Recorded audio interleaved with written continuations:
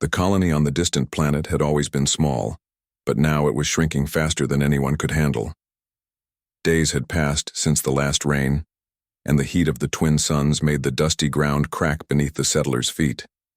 The crops were failing, water supplies were dwindling, and the wildlife, once a distant concern, had grown bold, sometimes attacking near the edges of the settlement. Each day felt heavier than the last, and every face in the colony carried the same tired expression. People moved slower, their shoulders drooping under the weight of exhaustion, and a quiet panic was beginning to settle like dust in the air. The Moi colony's leader, a woman named Mara, stood on the edge of the settlement one evening, staring at the horizon where the jagged mountains met the sky. She held a communicator in her hand, one that had long been used for simple messages back to their home world. But lately, it had become their only hope. Each day, she sent out another plea for help, carefully crafted, filled with precise information about their dwindling supplies, their dangerous environment, and their desperate need for assistance. Her voice trembled slightly as she spoke into the device, hoping anyone would hear them. "Please," she said quietly, as if speaking to herself. "Someone please answer." The colonists had tried everything they could think of to survive on their own. They had built barriers to protect themselves from the wildlife, dug deeper wells to find water, and worked long hours to salvage what little crops they could. Despite their efforts, the planet seemed determined to fight them at every turn. Fierce storms would sweep through without warning, knocking down structures and flooding pathways. Predatory creatures covered in thick armor and moving faster than expected had begun stalking the colony's outskirts. The humans knew they were not safe, not truly, and fear was growing alongside their desperation. The children, the youngest of the colonists, often hid inside small makeshift shelters whenever the wind picked up or the predators were spotted nearby. Their small hands clutched at their parents' clothing, eyes wide with worry, and parents held them close, wishing they could protect them from a world that seemed determined to destroy their home. Even the animals they had tried to domesticate had grown restless, sensing the danger and refusing to stay. Every night, the colony slept uneasily, ears straining for any sound of movement beyond their walls. One evening, as the suns dipped behind the mountains and cast long shadows across the settlement, Mara called a meeting in the central building. The room was small and crowded, with walls lined with screens showing the status of the colony's water, food, and energy reserves. Every colonist present knew the numbers were grim. The tension in the room was thick, and whispers of worry filled the air. Some suggested rationing more strictly. Others thought perhaps it was time to leave the planet, though leaving seemed almost impossible with the limited technology they had. Mara looked around the room, meeting the eyes of each person. There was hope mixed with fear in their gazes, a fragile trust that she could find a solution. "We cannot survive much longer on our own," she said, her voice steady despite the worry she felt inside. "We need help. Real help. Not just supplies, but guidance, strategies, someone who understands how to survive here. We cannot do it alone anymore." A young man named Elias spoke next. He was usually quiet, preferring to work with machines rather than people, but now his voice carried a weight of urgency. "We've tried sending messages to nearby colonies, but no one is responding. Maybe we're too far away. Maybe they don't want to risk coming here." His words were blunt, and they made Mara's stomach tighten. It was true. Their location was remote, almost forgotten in the maps of the stars. But Mara refused to give in to despair. She activated the communicator again, sending a new message, this one longer and more detailed than any before. She included everything: the state of their food and water, the threats from wildlife, the storms that seemed to grow stronger each week, and the weakening health of the colony's inhabitants. She signed it personally, asking for help not as a distant signal in the void, but as a human being, pleading for survival. Hours passed, then days. The colony continued its routine, conserving what resources remained and guarding against the constant dangers of the planet. Children still played, in the small clearings near the settlement. Though their laughter was quieter, more cautious than before, adults worked tirelessly, their movement slower from exhaustion but no less determined.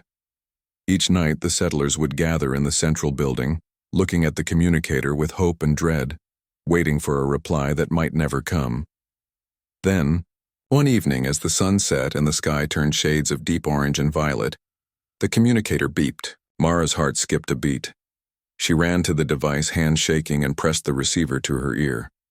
A voice deep and unfamiliar came through. It was not human, yet it spoke in clear language. The message was simple but chilling.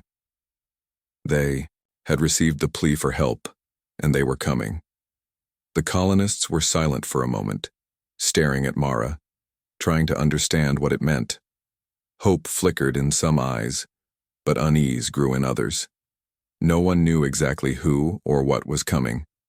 They had asked for help, imagined friends or allies who would bring supplies, offer guidance, and protect them. But this was different. The tone of the voice, its strength and clarity, carried a sense of power that was both awe-inspiring and frightening. Mara felt a strange mix of relief and fear.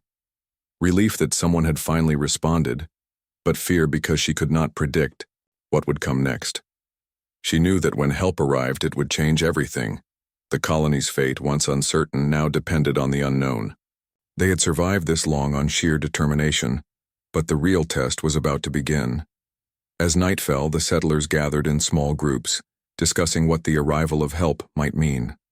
Some speculated it would be a team of experienced survivalists, perhaps a group of scientists who could teach them advanced farming techniques or help them fortify the settlement. Others whispered fears of being so different from themselves that communication would be impossible, that their idea of assistance might not match what was offered.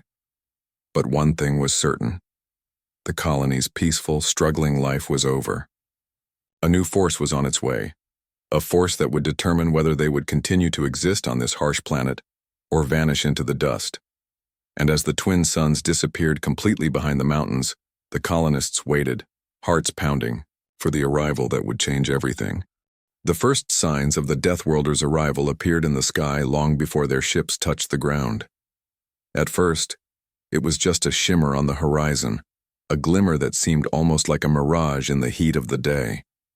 Mara and a few colonists ran to the highest ridge near the settlement, squinting against the suns, trying to understand what they were seeing. Slowly, enormous shapes became visible, moving with a precision that was unsettling.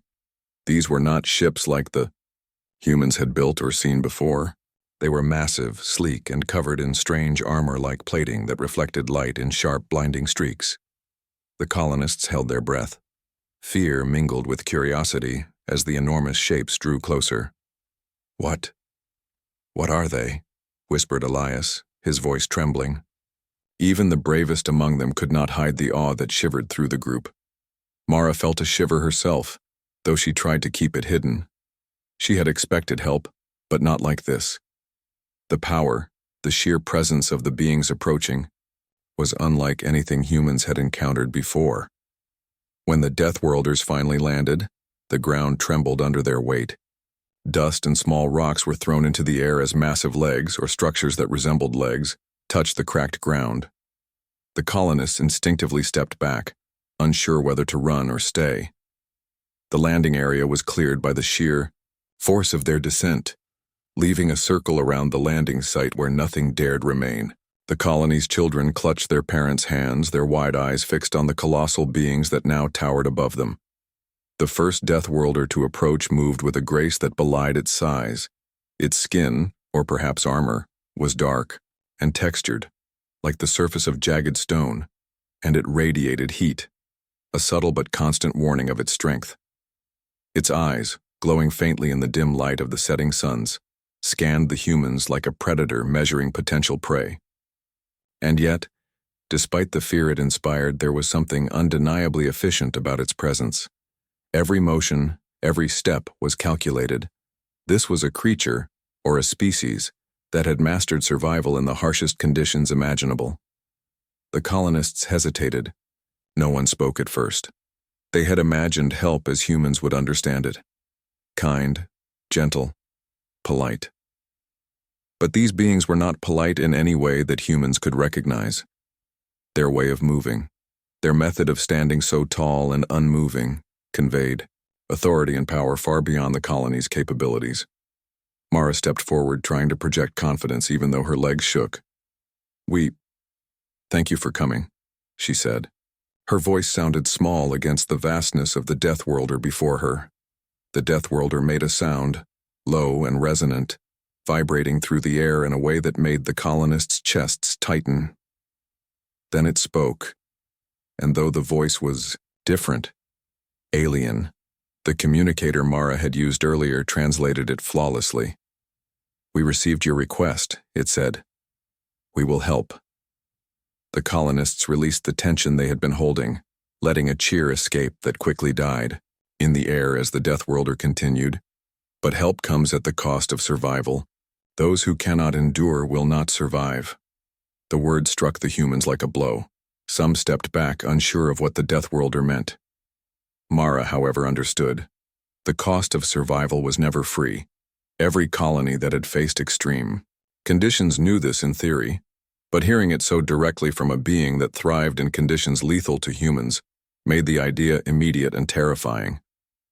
Over the next few hours, the Deathworlders surveyed the colony. They moved quickly and efficiently, assessing the buildings, the water sources, the food storage, and even the children, whose health and strength seemed to matter in some way the humans could not yet understand. They communicated little to the humans during this time, moving instead in coordinated silence.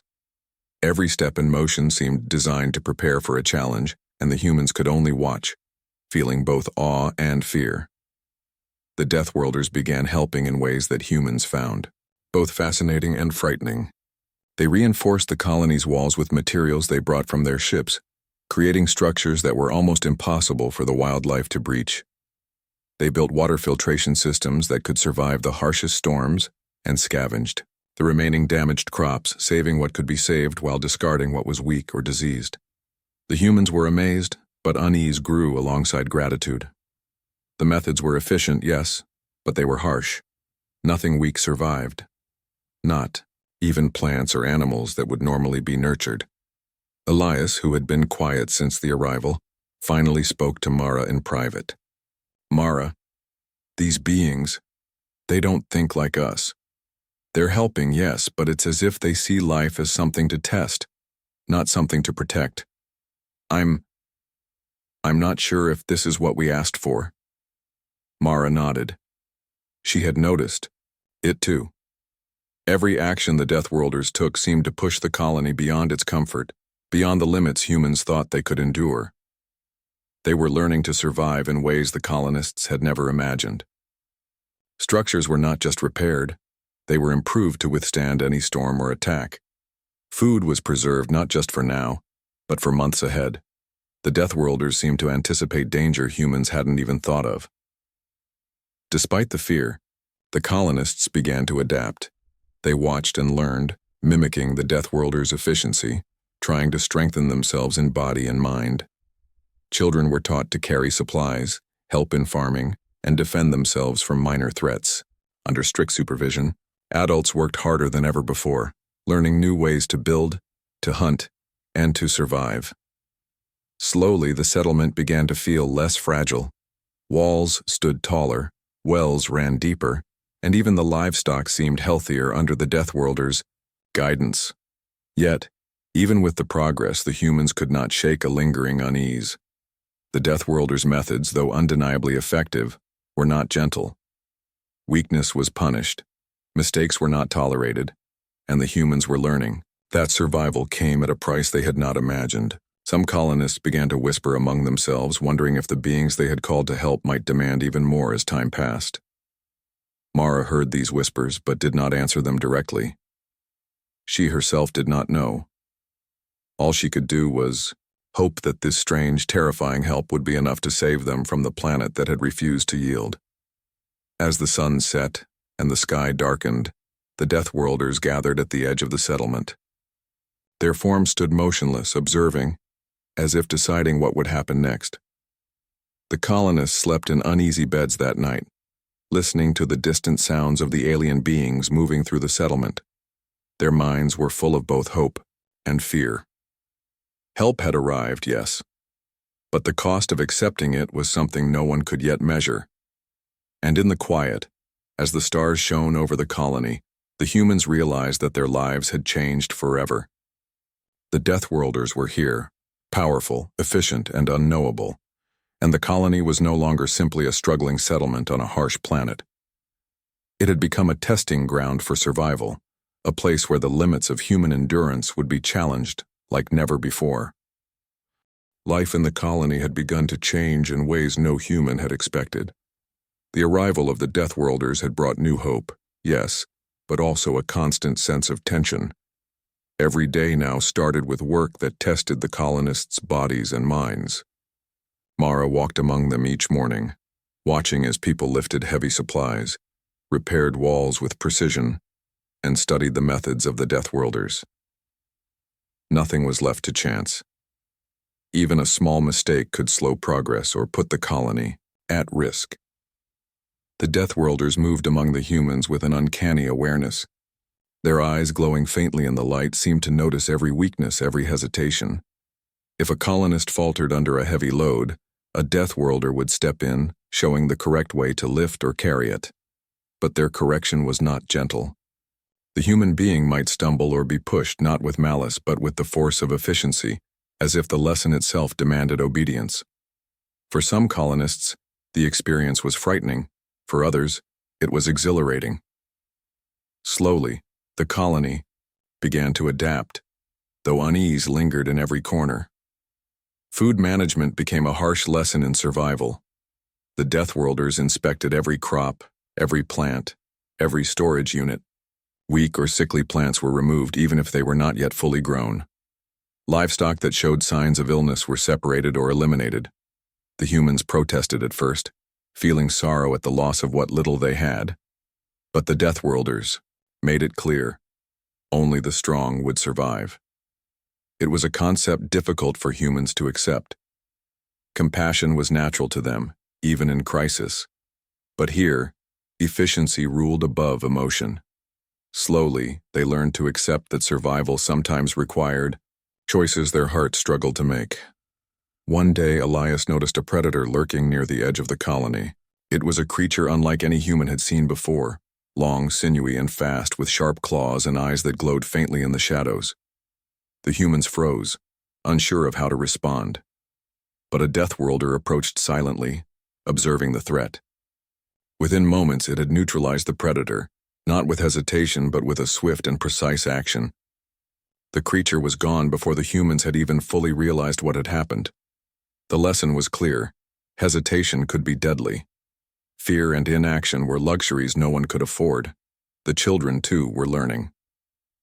At first, they had been sheltered, kept away from the dangerous work and the intense training. But the Deathworlders understood that survival depended on all members of the colony. Slowly, the children were introduced to small responsibilities, carrying water, helping. In the fields, observing the predators from safe distances, they were taught to be aware, to move carefully, and to respect the danger around them. The humans watching their children adapt felt a strange mixture of pride and dread. The lessons were necessary, but they were harsh. Inside the central building, Mara often met with a few adults to discuss the colony's progress. "We are changing," she said one evening, her voice low but steady. "We are stronger, yes, but at what cost? Some of us are questioning whether this is the help we wanted. The Deathworlders, they are not gentle, and they do not understand our way of life. But we are surviving." One elder, a woman named Lyra, nodded gravely. "I see it every day," she said. "Our children are learning faster than we ever could. They are stronger, faster, and more aware. But they are also harder, colder in ways I do not fully understand. I fear what we are becoming." Mara looked out the window at the settlement, now fortified with walls taller than any they had built. Before, the fields orderly and protected, the livestock carefully monitored. The colony was surviving. It was stronger, and yet, a weight hung over every heart. The Deathworlders had saved them from immediate danger, but in doing so, they had begun to reshape the humans themselves. One afternoon, a sudden storm swept over the colony. Lightning struck the surrounding hills, and powerful winds threatened to tear through the newly built walls. Humans scrambled to protect what they could, but even their efforts were no match for the raw power of nature. The Deathworlders moved calmly through the chaos, directing humans with sharp, precise gestures.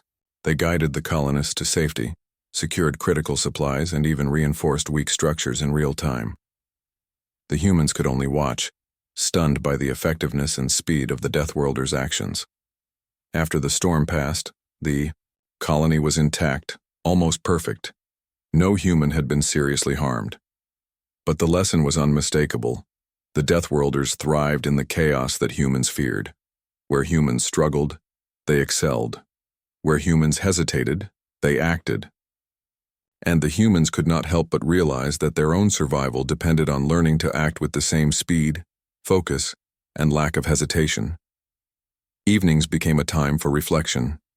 Around small fires, colonists would speak quietly about the day's lessons. Some expressed gratitude, some fear, and others a mixture of both.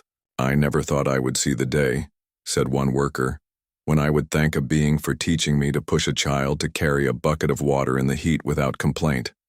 It feels wrong, but it saved our water supply." The psychological strain was undeniable. Humans had been tested beyond what they thought possible. The Deathworlders' approach left no room for weakness, and over time some colonists began to feel a strange pressure in their minds, a sense that every choice, every action was being measured. Mistakes were not just mistakes. They were lessons, sometimes harsh, sometimes painful, and through it all survival improved. Mara herself felt the change. She had led the colony with compassion, trying to keep people safe and morale high. But now she understood that safety alone was not enough. The Deathworlders had shown her that survival required more. It required discipline, endurance, and the ability to act even when fear was screaming inside.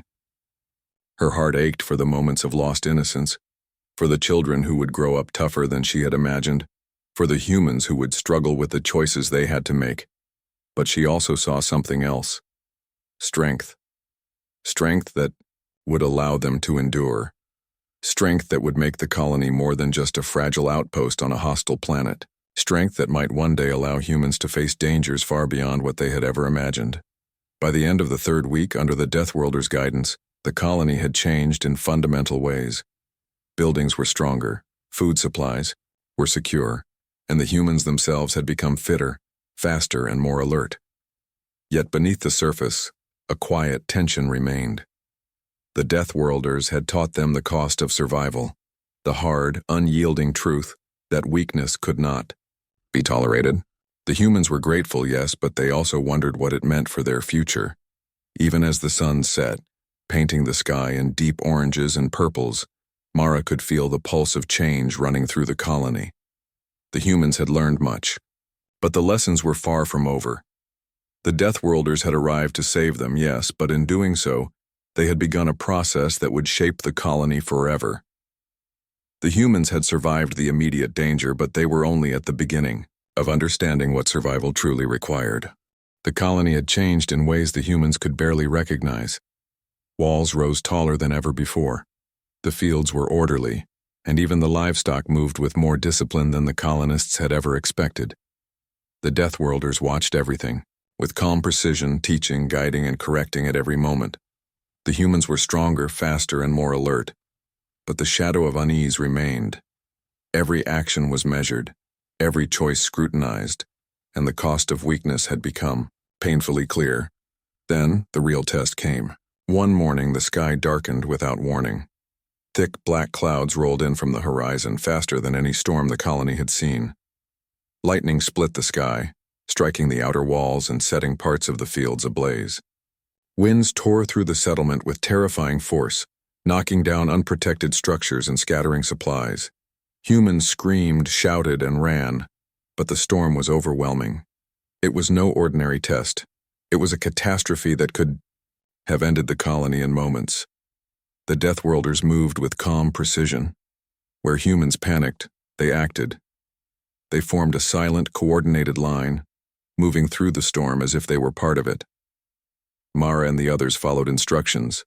Though every step felt like walking through fire, the Deathworlders taught them how to brace against the wind, how to secure materials quickly, and how to keep animals safe during the chaos. The humans were exhausted, drenched, and terrified, but slowly, under the alien guidance, they began to hold the storm at bay. Even as the humans worked, the Deathworlders pushed them further. They demanded speed, accuracy, and focus. Mistakes were corrected instantly, not with words but with firm, precise movements. Humans who faltered were guided or pushed, learning that hesitation could be deadly. Mara watched a young man stumble, while carrying water, and felt a pang of fear and pride. The Deathworlders had helped him recover in seconds, showing him the correct method and forcing him to try again. By the end of the storm, he was stronger and faster than he had ever imagined. Hours passed before the storm finally subsided. The colony was battered, but it had survived. Structures stood, supplies were mostly intact, and no human had been seriously injured. The lesson was clear. The Deathworlders had not only protected them, but they had also pushed them to perform, at levels they never thought possible. Weakness, hesitation, and fear had been tested, and the humans had endured. They had learned, painfully and quickly, that survival demanded more than effort. It demanded perfection under pressure. After the storm, the colony gathered to assess the damage. While some repairs were needed, the improvements implemented by the Deathworlders made reconstruction faster and more secure than ever before. Mara walked among her people, noticing the changes in their faces. Fatigue was etched into every line, but there was also a newfound strength, a fire in their eyes that had not been there before. They were different now, tougher, and yet the moral cost weighed heavily on their hearts. Elias approached Mara quietly. "We survived," he said, his voice calm but thoughtful. "But we are changing. I see it in the children, in ourselves. We are stronger, yes, but we are harder. I wonder, are we losing something of who we were?" Mara nodded. She had felt the same fear. "We are surviving," she replied. "That is what matters. But yes, there is a cost. Perhaps that is the price of living in this world." The Deathworlders observed silently, as if waiting for humans to realize their own transformation. The lesson had been given, and the colony had passed, but the experience left an indelible mark. The humans understood now that survival required not only effort but adaptability, resilience, and a willingness to confront fear directly. In the days that followed, the colony continued to thrive under the Deathworlders' guidance.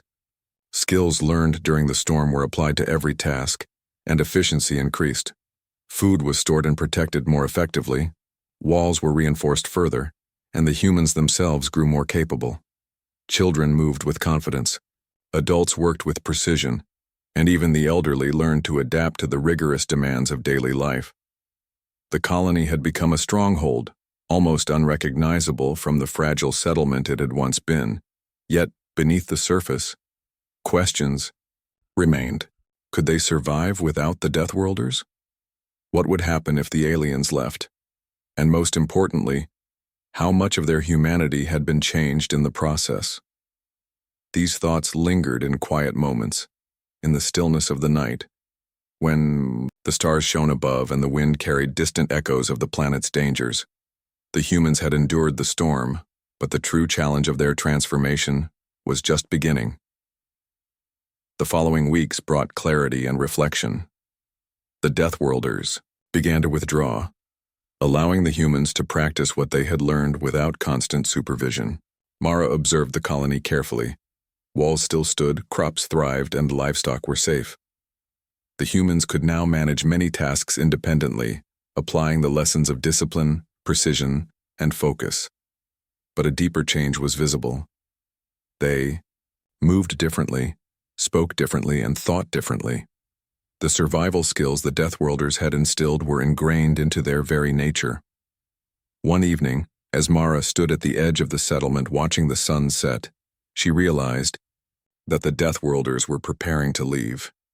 They had arrived to save the humans, and they had done so with efficiency, discipline, and harsh guidance. Now it was time for the humans to take full responsibility for their survival. The alien beings had left a lasting impression, and the colony was ready to continue, transformed but alive. Mara looked back at the settlement, now thriving in a way that had once seemed impossible. The walls, the fields, the disciplined humans, all were evidence of the lessons learned. She knew that survival would never be easy, but for the first time she felt a cautious optimism. The Deathworlders had come, answered the plea for help, and taught humanity a lesson in endurance and resilience that no other being could have given. The humans had pleaded for help, unaware of the cost, and the Deathworlders had answered. And, though the price had been high, the colony survived stronger and wiser, ready to face whatever dangers the universe might throw their way.